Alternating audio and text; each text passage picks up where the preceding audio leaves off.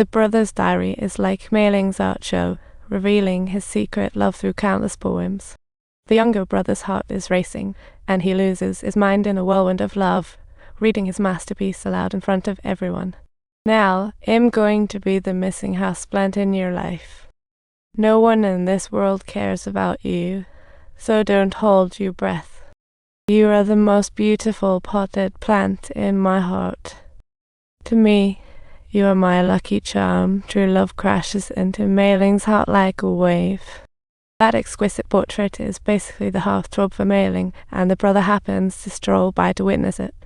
Even though the brother is drowning in sorrow, he can only turn around like a wooden statue and walk away. When he sees the ripped page, it's like peeling away a layer of deception, and in a fit of rage he tears up all his notes. The younger brother comes home, shouting as usual, "Hurry, make my dinner." Upon hearing Raymond, the brother flatly refuses.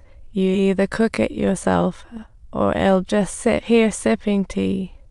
As soon as the younger brother sees the diary in tatters on the table, his heart sinks, realizing how big of a mistake he has made. So he decides to proactively meet Mayling, sincerely proposing a breakup agreement.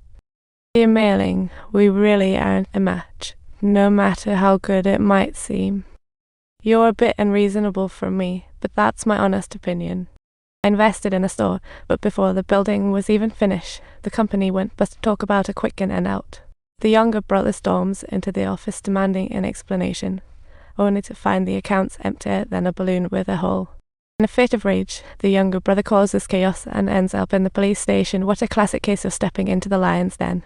He calmly calls his brother, saying, "Hey, Mom's really nice today, come bail me out." The brother feels a chill run down his spine and senses something's wrong, but before he can ask, the lion goes dead. Little does he know that after all his shenanigans, a debt collector was very interested in him. Using his connections, the collector easily bails the younger brother out and offers him a job to talk about a pie falling from the sky. Meanwhile, the brother flies home upon learning his mom's scam, and despite an empty house, she cooks a feast. Watching his mom fuss over his brother, the younger brother can't help but chuckle bitterly, thinking, what a tragic comedy this is. To ease his mom's worries about tuition, he borrowed his salary from the boss. What a clever little guy. But he never imagined that his first collection target would be the nosy neighbor lady talk about fate. Even her dim-witted son is the older brother's best friend, leaving the younger brother speechless, only able to feign out. Suddenly, the neighbor lady whips out a knife, and both of them take off like lightning. That morning, Mom comes home with a big bag of supplements, clearly worried about her brother burning the midnight oil. Watching his mom refuse to see a doctor for her toothache while spending on his brother, the younger brother feels a pang of guilt and walks away. That evening, the older brother waits for him at the door, knowing he has a cold, and specially buys cold medicine. However, the younger brother angrily knocks the medicine over, scolding his brother to care about the mom instead. Then he pulls out a large bill, insisting his brother take their mom to the dentist tomorrow. The older brother questions where the money came from, worried about his brother going down the wrong path, but the younger brother brushes him off.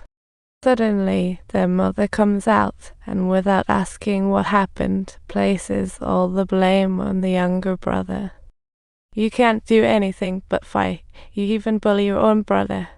Her words cut through him like a knife, and he can't take it anymore. It feels like he's about to burst. "Why are you doing this, Mom? Is it because I want to live? Why won't you let me?" With a resounding slap, the argument comes to a halt. The younger brother, tears welling up, glances at his mom and then his brother before storming out. In that very moment, he feels like an unnecessary supporting character. That night, the younger brother arrives again at the neighbor's house, fueled by emotion and without a shred of mercy. He steps in and starts his performance, aiming to vent all the anger boiling inside. Seeing his partner caught by the neighbor's dim-wit son, he decisively whips a chair at him.